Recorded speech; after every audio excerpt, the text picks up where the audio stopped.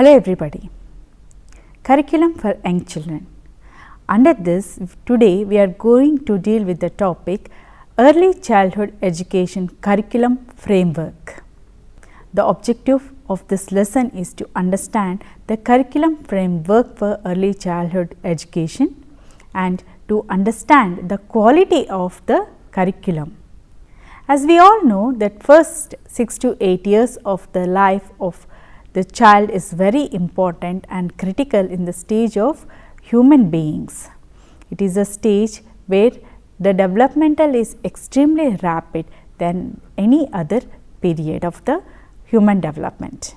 In the field of neuroscience also, particularly on the brain, has provided a convincing evidence that these periods are the critical periods located with the early years of the life, and the development of the brain is potential during these years. The research also indicates that if these early years are not supported by in a stimulating, enriching physical and psychological environment, the enhancement of the child's brain developing to its full potential is a question. This stage in the life is also an important as foundation for inclusion of social values and personal habits which are known to last for a lifetime. What follows logically is the crucial importance in investing these early years to ensure an enabling environment for every child and thereby sound foundation for his life, which is not only the right of every child, but which is also has impact on the long term on the quality of human capital available to the country. Even the Millennium Developmental Goals also focuses on the importance of the health, nutrition and education of the young children. The research around the world has shown that in order to maximize the impact, the planning and provision of early childhood and the primary education programs needs to be taken into account the three important principles of child development. That is, the child's development is a continuous and cumulative process. So, what precedes influences what follows. In terms of programmatic intervention, it is important to address the entire child continuum from the prenatal stage to the end of primary stage, as opposed to the intervening stages of only one substage exclusively. The health, nutrition and education for the psychosocial development are all interrelated. So, care to be taken in addressing the importance of all the needs of the children through holistic approach. The child's development will be optimized only if the program addresses the child's overall development. Curriculum. What is a good curriculum? A good curriculum should cover all the things designed to help the children's learning and development. This calls for the child-centered approach that empowers the child and makes an active participant in the learning process. In India, the contextual diversities should be an important consideration, providing the curriculum flexibility. Thus, the curriculum should help to evolve an environment that is conducive for sociality, provide linguistic richness and engages the children mentally, physically amid of safety and gratification.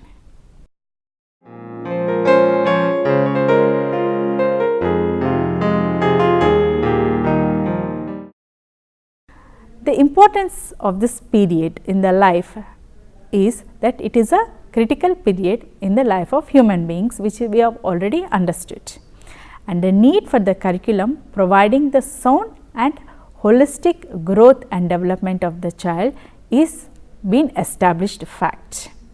So, what kind of curriculum can contribute to such development?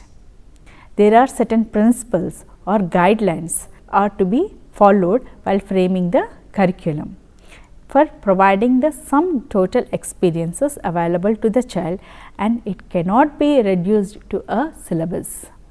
It has to be constructed to suit the children's requirement in different contexts and should be in tune with the child's age, the needs and abilities of the child.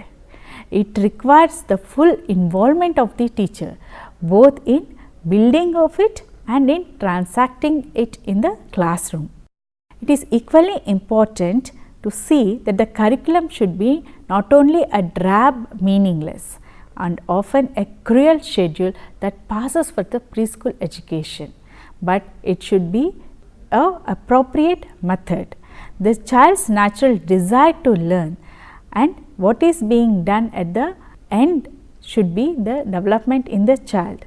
The child's urges to learn more and more and also building the child's self-confidence, self-worth, but should not lead to poor academic performance, dropping out at later stages.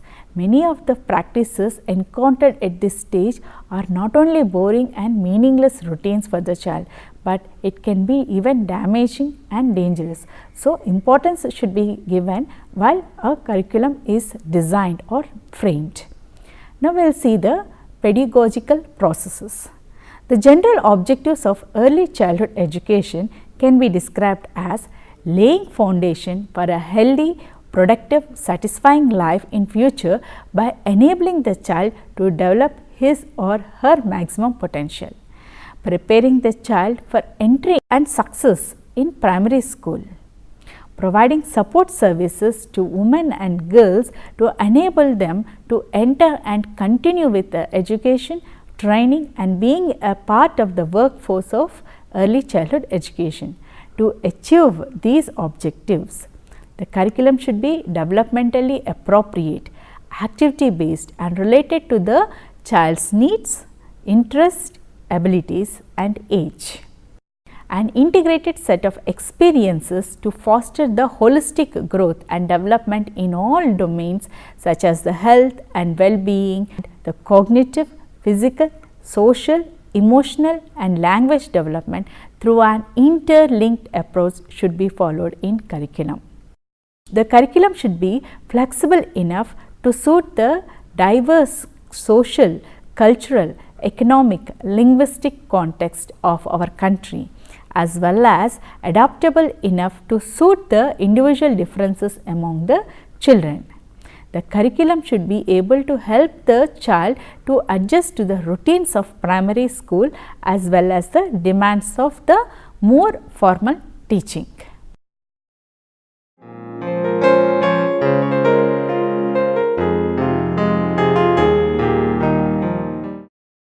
From the earliest times, thinkers have speculated about the nature of the child and the process of socialization.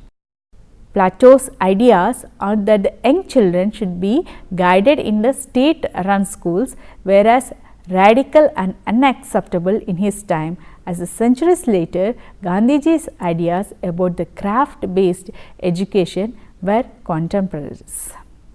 Western thinkers like Rousseau, Froebel, Dewey, Montessori and others have been pioneers in the movement of early childhood education. Their ideas have opened the way for sensorial and practical activities forming the curricular content. Their insights into the importance of play, art, rhythm, rhyme, movement, active participation led to the inclusion of these elements in classroom dynamics. Indian thinkers have also been guided by their observation concerning the young children and their findings about the children's interest in activities using different materials. Gandhi, Tagore, Tarabai Modak were the first Indians to conceptualize a child-centered approach to the care and education of young children in India. More recent times, the scholars in developmental psychology and child development like the Piaget, Brunner, Vygotsky have further emphasized based on research that play and activity are the child's most natural modes of learning. Based on the insights and philosophies of these practitioners and thinkers, we know that the early childhood education curriculum programs should be based on the understanding of the patterns of learning that define the essential nature of the child. The early childhood education teacher must be equipped with an understanding of the principles. The basic principles are play as the basis of learning, art as a basis of education, recognition of special features of the children's thinking, the blending of the textual, that is the basic literacy and numeracy, and the cultural programs, mix of formal and informal interactions, primacy of experiences rather than expertise, developmentally appropriate practice and flexibility, the use of local materials, arts and knowledge, integration of health and well-being based on the healthy habits. So, the teacher should understand these basic principles of learning that takes place in the child and should give importance to the domains of development. What are the developmental domains? They are the motor domain, the sensory domain, the cognitive domain, the language domain, the emotional and social personal domains. The development of various skills within each domain should be a continuous process. The domains of development are all interrelated. The children's learning does not occur in isolation or in narrow, but it is interlinked, and the subject areas like development and learning are integrated. Any activity that stimulates one dimension also affects the other dimension. For example, storytelling in a classroom.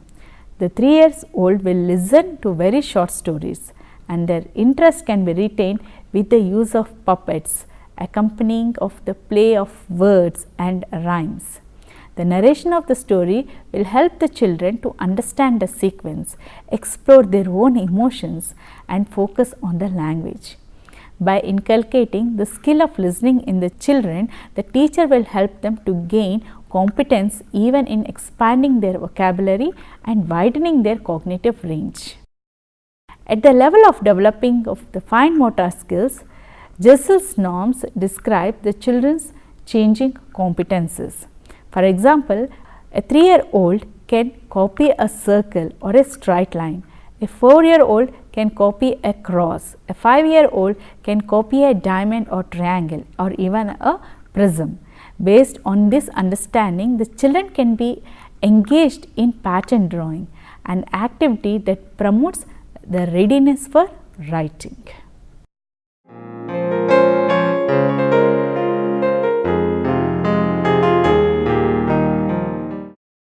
The National Curriculum Framework of 2005, it has strongly articulated the need for substantial improvement in the quality of education. The SSA, the Sarva Shiksha Abhiyan, also emphasizes the significance of quality education and suggests various parameters to be addressed in the state and district plans to achieve the desired goal. The quality dimension for elementary education can be identified as the basic infrastructure facilities and other facilities, the management and community support, the school and classroom environment, the curriculum and teaching learning material, the teacher and the teacher preparation, opportunity for the teacher learning time, the classroom practices, the learners assessment, monitoring and supervision. In order to be continuously informed about the parameters and issues related to the quality dimensions, the elementary education, both at the classroom level as well as at the systematic functional level, some monitoring system should be put up in the place. A strong need was felt for periodic monitoring and regular feedback at the elementary level within and outside the classrooms. The Sarva Shiksha Abhiyan emphasizes a holistic and comprehensive approach and suggests a community-based monitoring system, which also encourages developing partnership between the communities and the research institutions for effective monitoring. In Sarva Shiksha Abhiyan, monitoring is a broader sense has been defined as a continuous assessment of the progress, diagnosis of the strengths and weaknesses and provision of remedial and corrective measures. Therefore, a continuous comprehensive monitoring and subsequent learning forms one of the own experiences is crucial for implementation of the planning and programs. The main indicators of quality of elementary education can be visualized in terms of the preparation, the classroom processes, the learner's achievement. Now, we will see the quality in the physical environment. The physical environment comprises the environment inside and outside the early childhood education facility. The key characteristics of physical environment of an educational setting are the location, the accessibility, safety, flexibility, the scale and visibility. The role of physical environment to support the activities and the needs of the users. The building should be enable the teachers and the caregivers to carry out their work with a little stress placed on them by the environment as possible. Implications on policy level are related to the spacing standards, maintenance and the use of facilities outside the school hours. The second important quality dimension is the teaching and learning process. What is teaching and learning process? The teaching learning process is the heart of the early childhood education services. It includes everything that goes on in the classroom, but refers mainly to the interactions between the teacher and students and their environment. The teaching learning process can also be called as a classroom interactions. It can be classified into three domains: the emotional support, the classroom organization and the instructional support. The setting indicators for the quality of teaching and learning process is more challenging than measuring the learning outcomes, as ultimately much demands are on the values and the beliefs regarding the educational purpose and the upbringing of the children. It is, however, exactly the task that the school inspectors and other supervision services perform for national governments. How this teaching and learning process are evaluated, monitored in schools and support of the inspection services include the development of the quality indicators.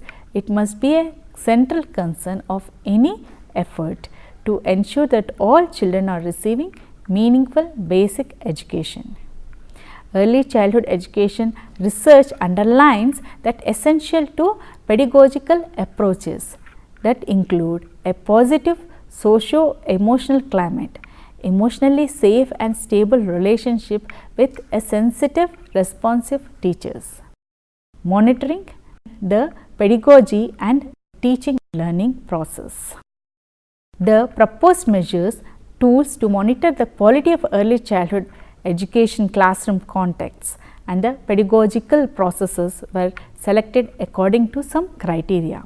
That is, the measure they used in early childhood education and care, setting the access to the quality of settings for children in the age group of 3 to 6 years, and the focus should be on the teaching learning process. Most of these measures are looking specially at the language development, the communication, and this is an important parameter in child development, especially for the young children coming from disadvantaged communities. Measure can be obtained for use at low cost or free of charge material. The purpose of measure is a program improvement, monitoring and evidence based policy development. Measures that are not only for research and evaluation are also not included. Measures may be applied by the educators themselves with minimum training or by external observer who receives a high training. The target users are mainly the educators of early childhood education programs. So, the local monitoring personnel and policy makers can be considered. So, this is the quality dimension in early childhood education and curriculum.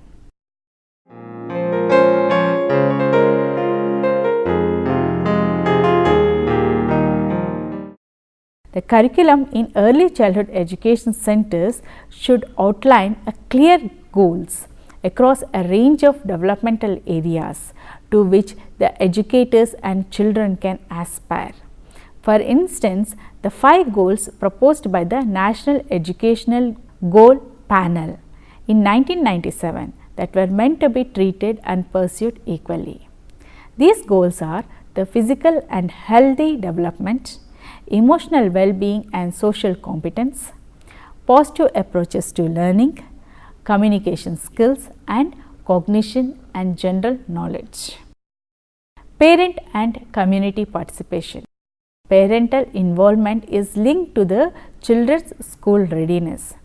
Research shows that a greater parent involvement in the children's learning positively affects the child's school performance, including higher academic achievement. Parent involvement in early learning has also been shown to increase the parental involvement in primary and post-primary school. Thus, the main reason for involving the parents and the community in early childhood education services are to establish a better understanding of the children by educators and promoting among the parents and community appropriate education practices, attitudes and behavior towards children. And another important is providing parent and the staff with information to referral of other services. And the most important aspect is supporting for better parenting. Now, we will define the quality participation.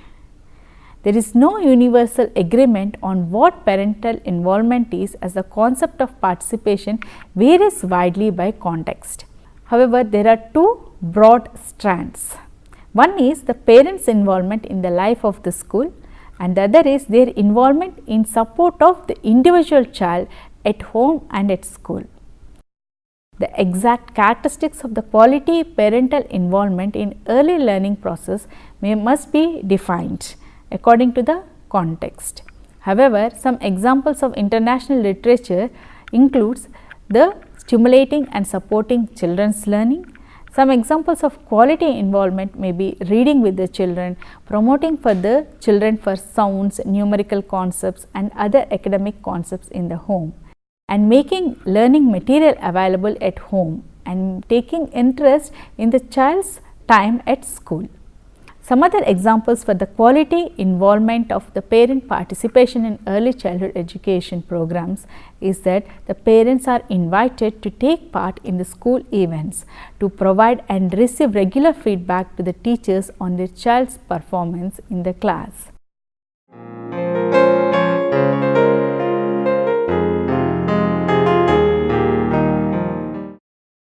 The quality standards are being framed for early childhood education centers across all the sectors. These are applicable that catering for the early childhood education services, the children in the age group of 0 to 6 years, with initial focus on establishing standards for early childhood education centers for 2 to 6 years old. The service for 2 to 3 years old will be offered by the creches. With the Right to Education Act, the services for the children in the age group of 3 to 6 years would overlap with the primary education. Therefore, early primary education will also need to be considered. The guidelines in the document. The quality standards adhere to the philosophy of integrated approach for the holistic child development, of which the education or early stimulation should be an integral part. The present framework is set in the context of National Early Childhood Care and Education Policy and the National Curriculum Framework for Early Childhood Education.